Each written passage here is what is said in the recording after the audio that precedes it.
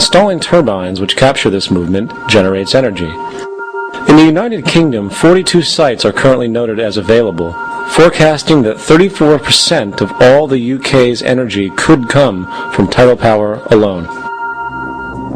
Wave power, which extracts energy from the surface motions of the ocean, is estimated to have a global potential of up to 80,000 terawatt-hours a year.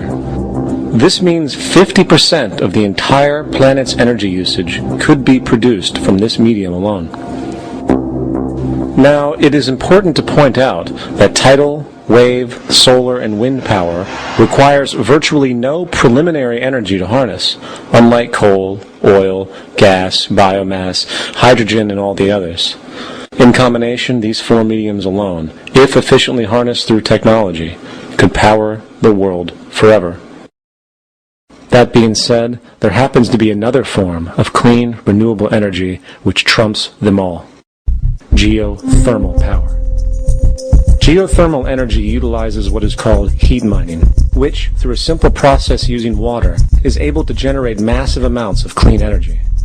In 2006, an MIT report on geothermal energy found that 13,000 zettajoules of power are currently available in the Earth, with the possibility of 2,000 zettajoules being easily tappable with improved technology. The total energy consumption of all the countries on the planet is about half of a zettajoule a year. This means about 4,000 years of planetary power could be harnessed in this medium alone. And when we understand that the Earth's heat generation is constantly renewed, this energy is really limitless and could be used forever. These energy sources are only a few of the clean, renewable mediums available, and as time goes on, we will find more. The grand realization is that we have total energy abundance without the need for pollution, traditional conservation, or, in fact, a price tag. And what about transportation?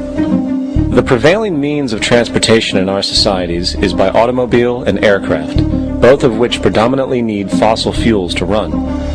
In the case of the automobile, the battery technology needed to power an electric car that can go over 100 miles an hour for over 200 miles on one charge exists, and has existed for many years.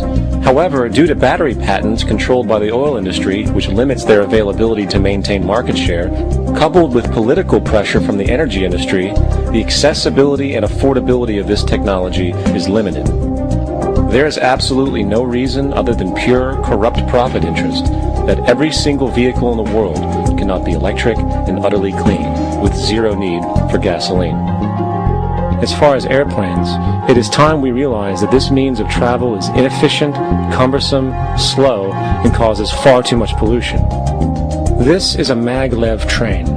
It uses magnets for propulsion. It is fully suspended by a magnetic field and requires less than 2% of the energy used for plane travel. The train has no wheels, so nothing can wear out. The current maximum speed of versions of this technology, as used in Japan, is 361 miles per hour. However, this version of the technology is very dated. An organization called ET3, which has connections with the Venus Project, has established a tube-based maglev that can travel up to 4,000 miles per hour in a motionless, frictionless tube, which can go over land or underwater. Imagine going from LA to New York for an extended lunch break, or from Washington, D.C. to Beijing, China in 2 hours. This is the future of continental and intercontinental travel, fast, clean, with only a fraction of the energy usage we use today for the same means. In fact, between maglev technology, advanced battery storage, and geothermal energy, there would be no reason to ever burn fossil fuels again. And we can do this now if we were not held back by the paralyzing profit structure. Now, America is inclined toward fascism. It has a propensity by its dominant philosophy and religion to uphold the fascist point of view. American industry is essentially a fascist institution. If you don't understand that, the minute you punch that time clock, you walk into a dictatorship. We're given notions about the respectability of work, and I really look at it as being paid slavery. They're brought up to believe that you shall earn your living by the sweat of your brow. That holds people back. Freeing people from drudgery, repetitive jobs which make them ignorant. You rob them. In our society, that is a resource-based economy, machines free people. You see, we can't imagine that because we've never known that kind of world. If we look back at history, we see a very clear pattern of machine automation slowly replacing human labor. From the disappearance of the elevator man to the near full automation of an automobile production plant, the fact is, as technology grows, the need for humans in the workforce will continually be diminished.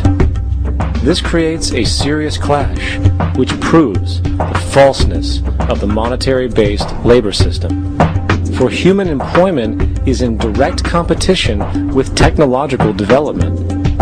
Therefore, given the fundamental priority of profit by industry, people through time will be continually laid off and replaced by machine.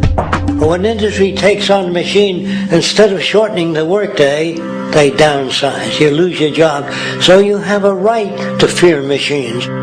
In a high-technology, resource-based economy, it is conservative to say that about 90% of all current occupations could be phased out by machines, freeing humans to live their life without servitude, for this is the point of technology itself. And through time, with nanotechnology and other highly advanced forms of science, it is not far-fetched to see how even complex medical procedures could be performed by machines as well, and based on the pattern, with much higher success rates than humans get today. The path is clear, but our monetary-based structure, which requires labor for income, blocks this progress. For humans need jobs in order to survive.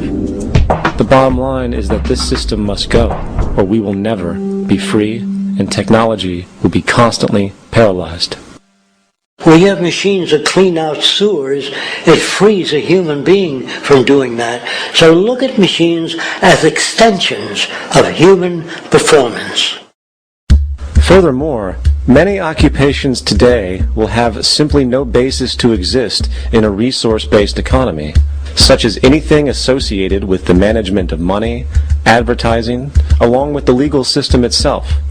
For without money, a great majority of the crimes that are committed today would never occur. Virtually all forms of crime are a consequence of the monetary system, either directly or by neuroses inflicted through financial deprivation. Therefore, laws themselves could eventually become extinct.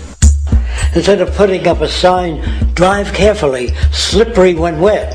Put abrasive in the highway so it's not slippery when wet. And if a person gets in a car they're drunk and the car oscillates a great deal, there's a little pendulum that swings up and back and that'll pull the car over to the side. Not a law solution. Put sonar and radar in automobiles so they can't hit one another. Man-made laws are attempts to deal with occurring problems, and not knowing how to solve them, they make a law. In the United States, the most privatized, capitalist country on the planet, it should come as no surprise that it also has the largest prison population in the world, growing every year. Statistically, most of these people are uneducated and come from poor, deprived societies. And, contrary to propaganda, it is this environmental conditioning which lures them into criminal and violent behavior. However, society looks the other way in regard to this point. The legal and prison systems are just more examples of how our society avoids examining the root causes of behavior. Billions are spent each year on prisons and police, while only a fraction is spent on programs for poverty, which is one of the most fundamental variables responsible for crime to begin with. And as long as we have an economic system which prefers and in fact creates scarcity and deprivation, crime will never go away.